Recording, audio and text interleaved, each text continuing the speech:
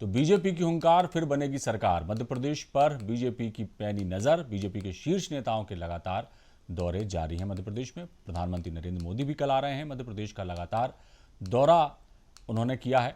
Amit Shah, BJP के राष्ट्रीय अध्यक्ष के एमपी पर खासी नज़र है। पीएम मोदी भी मध्य प्रदेश को कई बड़ी सौगातें दे चुके हैं। खरगोन से आज बीजेपी अध्यक्ष ने एक बार फिर हुंकार भरी। केंद्र और राज्य में फिर सरकार बनने का उन्होंने दावा किया है। 2023 और 24 में भारतीय जनता पार्टी की जीत का नड्डा ने दावा किया। खरगोन में आगामी चुनाव को लेकर उन्होंने बोला कि सीएम शिवराज, प्रदेश में हमारी ऐतिहासिक जीत होगी, ये भी कहना है मुख्यमंत्री शिवराज सिंह चौहान का, और खरगोन की जनता हमारे साथ है। तो आज खरगोन में आयोजित कार्यक्रम में जेपी नड्डा ने साफ कहा कि 2023 और 2024 में हमारी जीत तय है। क्या कुछ कहा उन्होंने, आइए आपको सुनवाते हैं।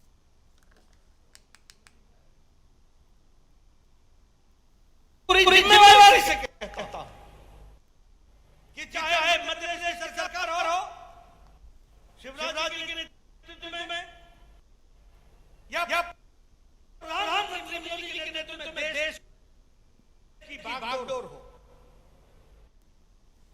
ये दोनों सरकारें प्रो रिस्पॉन्सिव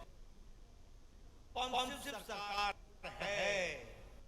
यानी परिस्थितियों पर तुरंत लोगों को राहत पहुंचाने वाली सरकार है।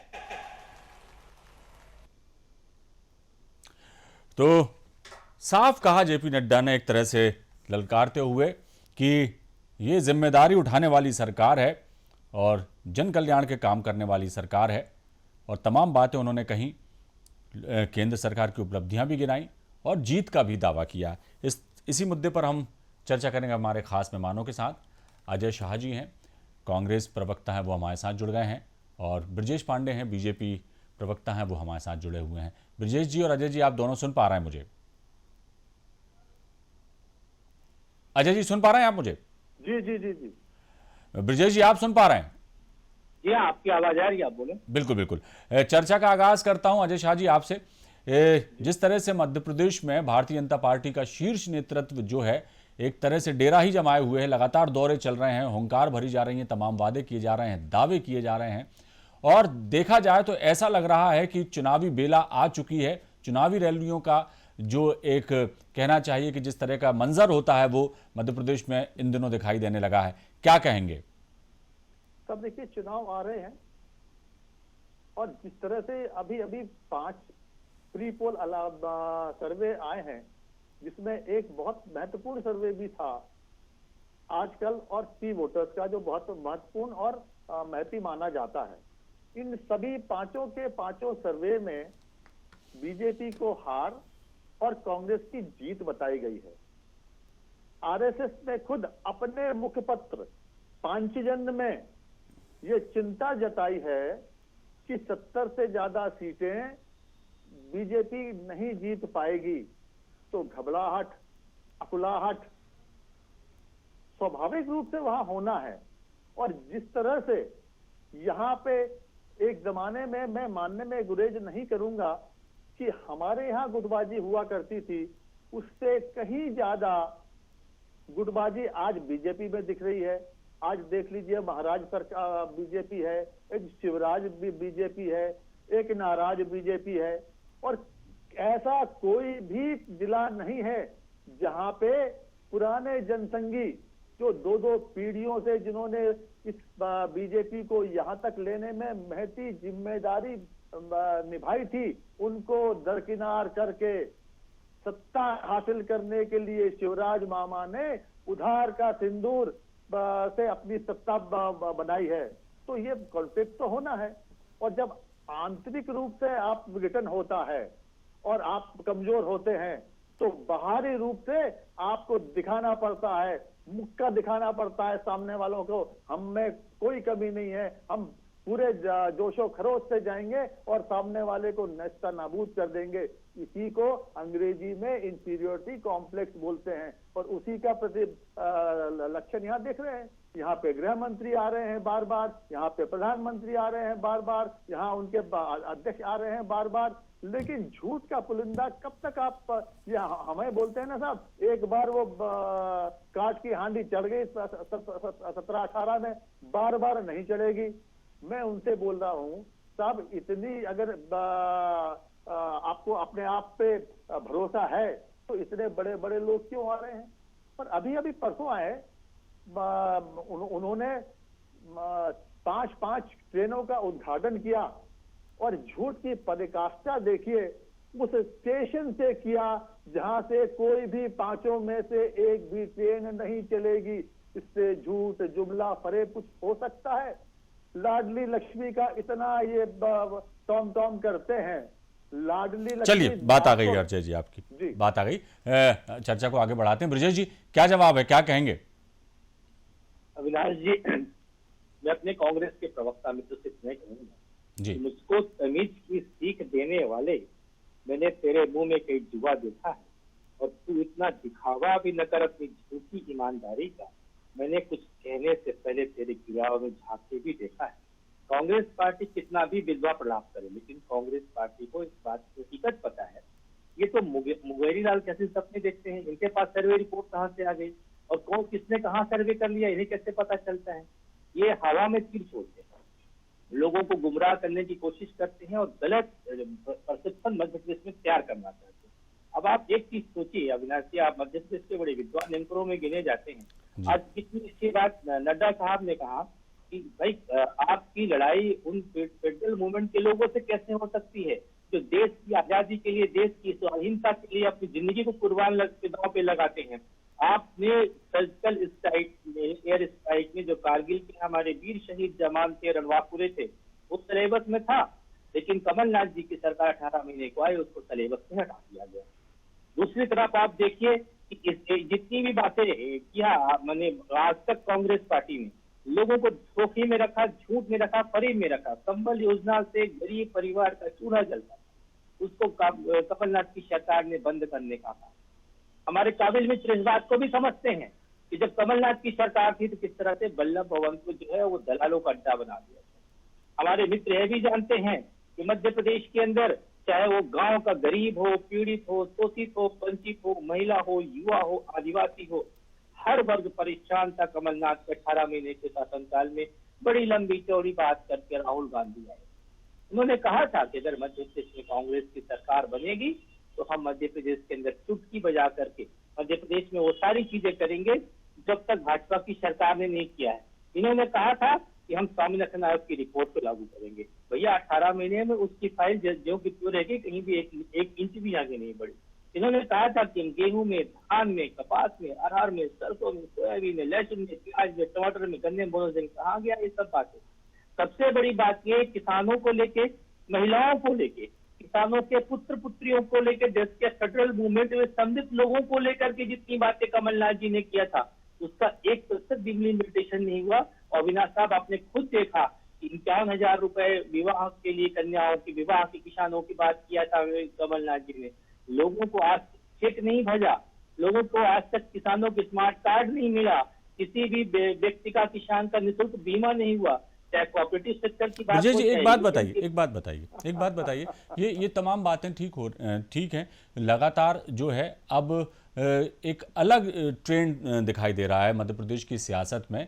भारतीय जनता पार्टी सरकार में है, लिहाजा अब वो वादे नहीं कर रहे कि हम जब एक बार जब सत्ता में आएंगे वापस तो फिर हम ये करेंगे या तमाम चीज़ें करेंगे। वो दिया जा रहा है, लाडली बहना योजना हो, लाडली लक्ष्मी योजना हो, या कर्मचारियों को सौगात देने की बात हो, उनके डीए को बढ़ाने की बात हो, दिया जा रहा है।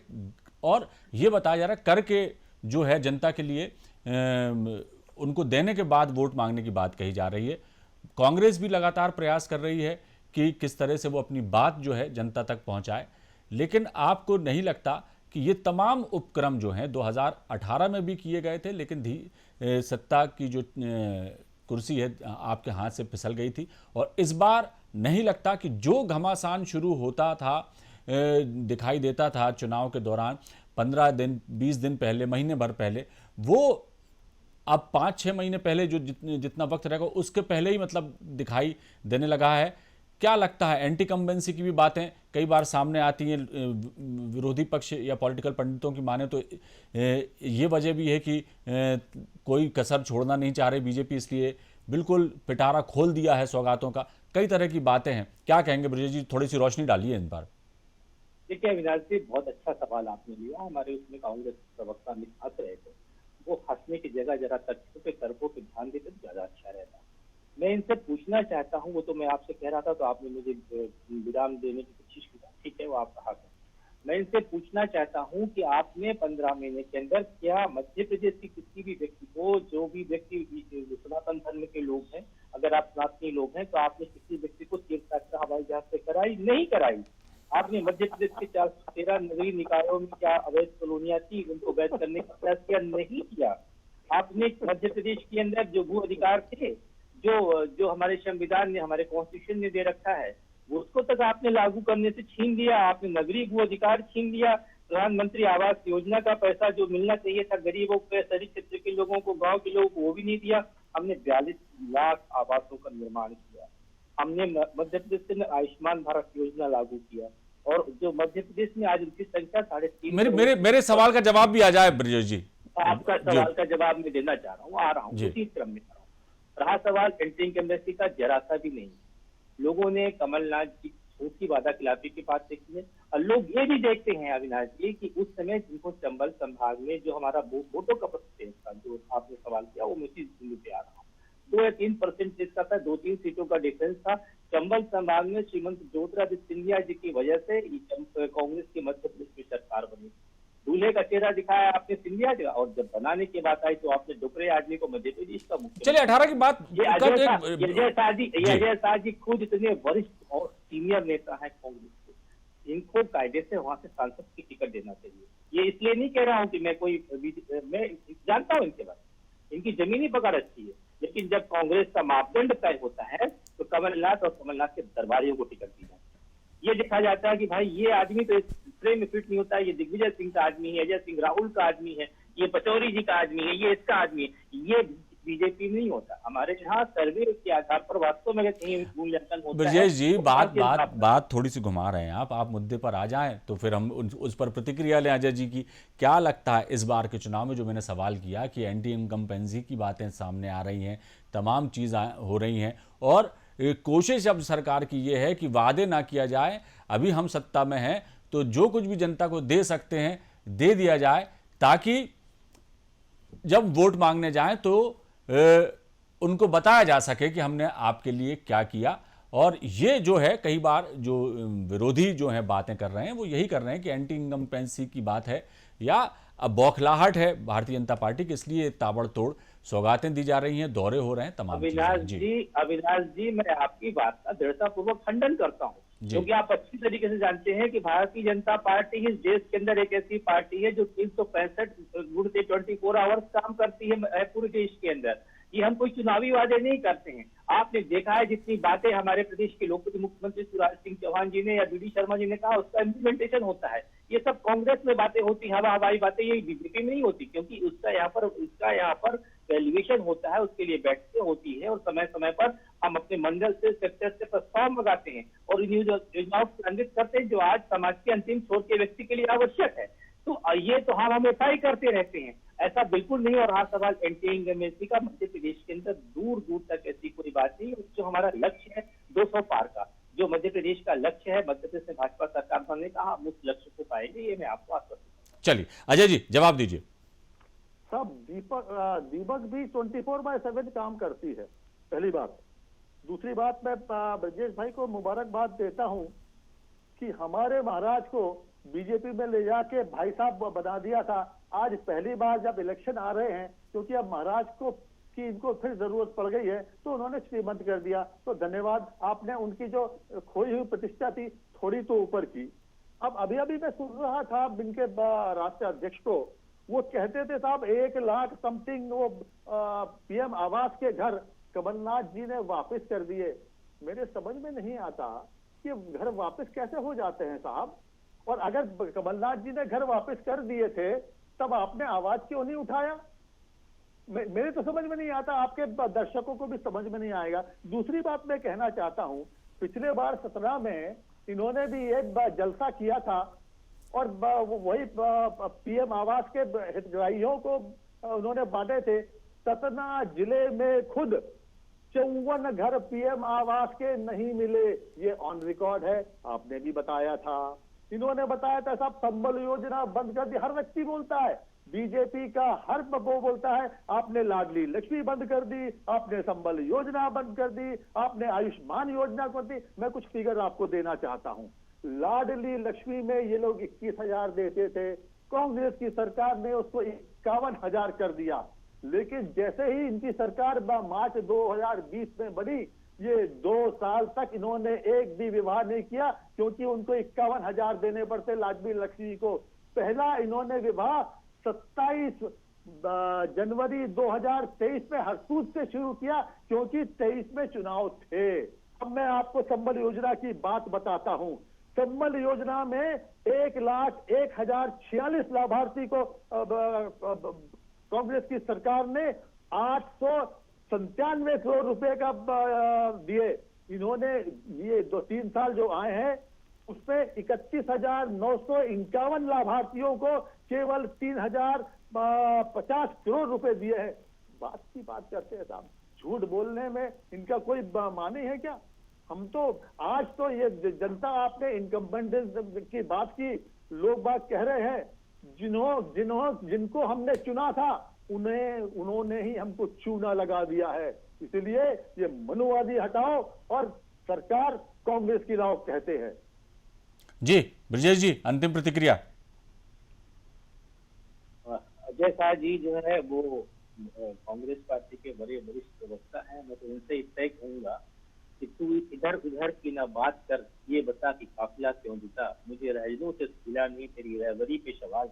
मैं इनसे इतना कहना चाह रहा हूँ कि मुझको केवल इतना बता दो कि इनके पास दिग्विजय सिंह के समय की सरकार थी मध्य प्रदेश में, लोगों ने वो दौर भी देखा, मिस्टर बंटा था। इनके पास कमलनाथ जी के समय 18 महीने की सरकार थी। हमारे समाज के अनुसूचित जाति जनजाति वर्ग के भाइयों की उन्होंने क्या किया, यहाँ तक कि बिरसा मुंडा जी जिनकी जयंती थी उसको इन्होंने कभी भी गौरव दिवस को मनाने का कार्य नहीं किया, वो हमारी भारतीय जनता पार्टी की सरकार ने किया। हमारी सरकार ने आदिवासी समाज के लिए जवाहर योजना आरंभ किया। हमारी सरकार ने नेट जेईई जैसे परीक्षाओं में इस वर्ग के लोगों को एडमिशन कराया।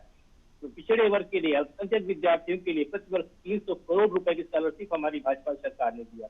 अनुसूचित जाति के लगभग 32 लाख विद्यार्थी विभिन्न छात्रवृत्तियों के माध्यम से आज लाभान्वित हो रहे हैं, विदेश अध्ययन करने जा रहे हैं।